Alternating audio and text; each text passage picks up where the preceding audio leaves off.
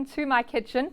One of my favorite things to teach you if you are entertaining either at home or if you have to take something to a friend's house is pate. Now pate is really sexy for a cheese board or just served with an artisan bread, and it is really easy to make.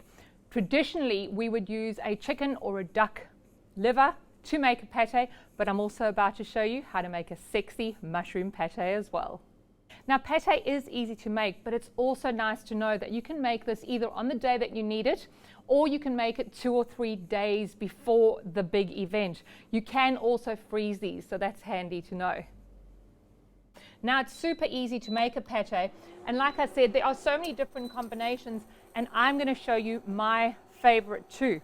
We can also then be quite creative with what we seal our pate off with. So when we cook a chicken liver down and we don't seal the top, it does tend to oxidize, and that's when it goes that nasty sort of gray color, and that's generally why we do a clarified butter on top and melt that down and put it on the top, and that seals our pate off from the air. But there are also some alternatives that you can use to pimp up your pate, and I'll show you those too.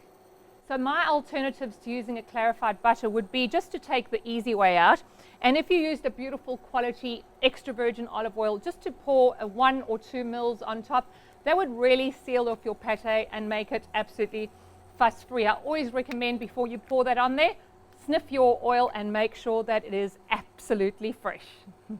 The second thing we could put on other than the olive oil would be if we made our own sexy jelly. So I often make a Shiraz and strawberry jelly, put it on the top, and it caps it off beautifully and adds a little bit of sweetness. The third alternative is to make a sexy burnt butter sauce for the top. Obviously when that sets, it creates the perfect cap for your pate. So while my pans are heating up, I'm going to take you through all the ingredients that we are going to need for our pates. Also, before I start any cooking journey, I like to spray my non-stick pans out just with a little bit of a workhorse oil. So I'm using a canola oil. You can use a rice bran or whatever your preference is, but we do need an oil here that is going to be able to take the heat. Now what I'm going to show you is I've got some beautiful fresh chicken liver that I bought at my supermarket. I have rinsed these, and I've also snipped out all the membranes. So if you just take your kitchen scissors and snip all the nasty looking bits out, you'll be left with perfectly manicured chicken livers. The other pate that I'm going to make, if you aren't into chicken livers, is using gorgeous white mushrooms. You can use any mushroom that you happen to have, or even an assortment would work as well. So we are actually going to start both of these pates off exactly the same, and this is where it becomes really, really easy. So while I've got that pan getting nice and hot, the first thing I'm going to add is some beautiful chopped bacon. I've chopped it quite small, but we are going to blend this. So if you're feeling quite lazy, by all means just chop it nice and lazy. So what I'm going to do is make sure your pan is nice and swear word hot, so that when you put ice cold bacon into the pan, it sizzles, because remember, cold bacon into a cold pan will make bacon soup. So now that pan is nice and hot, let's add some bacon and hear the sizzle. So once that bacon smells absolutely glorious, and you keep the sizzle and manage the heat in your pan, and that bacon will crisp off perfectly, it is then time to add our finely chopped onion. So I've just got a brown or a white onion, whatever onion you have, nice and finely chopped, and we're just going to add that to the hot and sizzling pan too.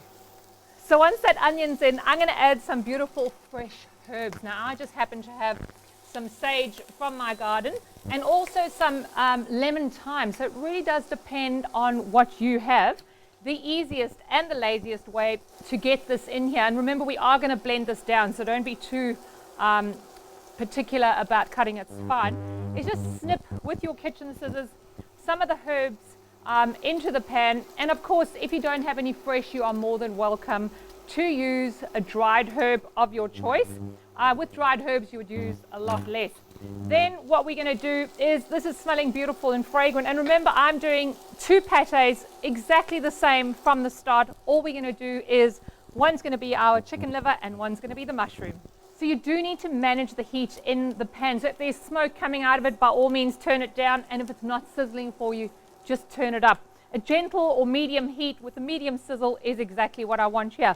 Now with the chicken livers, and I did say that I had manicured them, so what I'm really going to do is just show you how to quickly do that. Minimal fuss, use your kitchen scissors and just snip those membranes off. So once that beautiful onion and bacon gravel with the herbs is ready, we are ready to then add our chicken livers and our mushrooms. So just add those chicken livers. I sort of scooch everything to the side just to make some space for our chicken livers or the mushroom, just so that when it hits the pan, it gets a lovely brown crust straight away.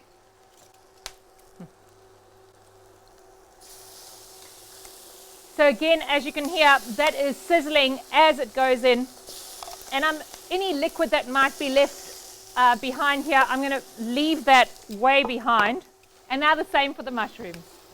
Now, of course, in a traditional French pate, they would be using a lot more butter than I am using now, but it totally depends on what your preference is. So I'm just giving them a little bit of a stir just to coat them in that butter, and this is smelling absolutely heavenly. Now, of course, there's nothing to stop you serving these, not as a pate, but on toast. Can you imagine this glorious mushroom with the garlic and the onion and the herbs on a sexy piece of toast? It would be absolutely fabulous. So of course we could have added some garlic way at the beginning, but I wanted to show you how to do a quick and easy garlic paste. So if you don't like using your garlic press, this might be your next favorite thing to do. I'm going to take a good old-fashioned kitchen fork and then just smash it. Just smash it there using the front of the fork, and that'll give you a quick and easy and very glamorous garlic paste. I find that quite therapeutic, and in it goes. Now at this stage you can decide if you want to cook these chicken livers right through, or I would leave them slightly pink inside. So while our mushrooms cook down and our chicken livers cook through, I thought I would show you something sneaky and lazy that you could use to serve with your pate. Of course, I've done an episode where I show you how to make your own water crackers. I've also shown you on my previous episodes how to make ciabatta, focaccia, those types of things. But if you really just couldn't be bothered and you just don't have the time, what I like to do is grab a few of those lovely Lebanese breads. And if they're stale, this is the perfect way to refresh them. So I've got my oven on, and all I'm going to do before I put them in is drizzle them with a little bit of extra virgin olive oil. And then I'm going to put them in there for about 8 to 10 minutes until they make the beautiful crisp bread that we need for our pate. Now, of course, I'd love to show you how to flambe your pate, and it's easier than you think, even if you have induction like I have here. So what I've got is my pan is nice and hot, so that when I put my glorious brandy in there, it is going to bubble, and it must be hot for it to light really easily. All I'm going to do then is strike a match, hold it to the side, lean back nice and safely, and the rest will happen naturally. Here we go. So that's sizzling beautifully. Let's ignite that. And don't panic. All you want to do here is give it a gentle shake and stir it through. By shaking it, we burn off that top layer of alcohol and your pate won't be bitter. So once our two pates are cooked to perfection, it is now time to do the easy part. We are going to use a blender and puree them down. Just remember to let those cool down. We don't want to crack your plastic blender cup.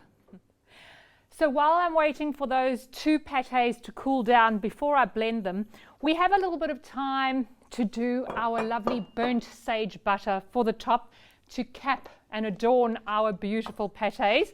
Now I've also got those two Lebanese breads in the oven, so just waiting for those to go nice and brown and crunchy. So once I've melted the butter, I've added the herbs, I'm just controlling my temperature. This happens quite quickly, so what will happen is the butter will melt, you'll get that white foam rising to the surface, and the minute that white foam goes slightly caramel, take it off the heat and stop the cooking process. Of course, what you're looking for is use your highly trained sniffers. You will smell that gorgeous caramelization happening. It smells glorious. So these are now at room temperature. You will notice that in the recipe that I'm going to give you, I've said to add cream. Now you could have added the cream during the cooking process, but what I like to do is if it is a little bit hot, this will certainly help to cool it down. So adding the cream, and that's not very good for the thighs, but what we love about a pate is that naughty decadence. What the cream is going to do is add that beautiful velvety texture. All we need to do is blend this. A bit noisy, but definitely worth it. That is our chicken liver pate done. And what we have is the most glorious, it does make the most glorious texture. Doesn't look so fabulous as it is, but I'm about to show you how to pimp it up. So those lovely Lebanese breads have been in the oven. That was about 8 to 10 minutes. And what we want is that perfect crunch. Now, just the same with our lovely mushroom pate. Some of that naughty cream just to make it whiz up beautifully. So now that those are blended up, and I would hardly say that that was hard work, the blender did all of the work. Perfect recipe, I think. The next thing we need to do is choose the sexiest bowl that you have. Now, of course, if you don't have a sexy bowl, you can use a jar, especially if these are going to travel to another destination. One of my other favorites is using a very sexy teacup, and when we store it, the saucer just goes on the top in the fridge. So once you've finished scooping that into your bowl or jar or your teacup, I always recommend just flattening it down just with the back of a spoon. We really want that pate top to be nice and even so that we can put that butter or olive oil cap on top. And of course, if there's any mess, I've just got some paper towel here and we're going to clean that off. Glorious. So with the pate here, the chicken liver pate, I'm going to pour that lovely burnt sage butter on. That really is going to complement those gorgeous flavors with the chicken livers. Of course, sage leaves are perfectly crispy, so they're $10 more expensive than the fresh ones.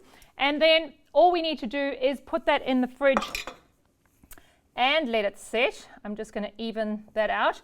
And then with the mushroom, I'm going to use a truffle oil. I think that will be absolutely glorious. One thing left to do is a couple of sprigs of our beautiful lemon thyme, and these are ready to serve once they have chilled down. Happy cooking, guys. Enjoy.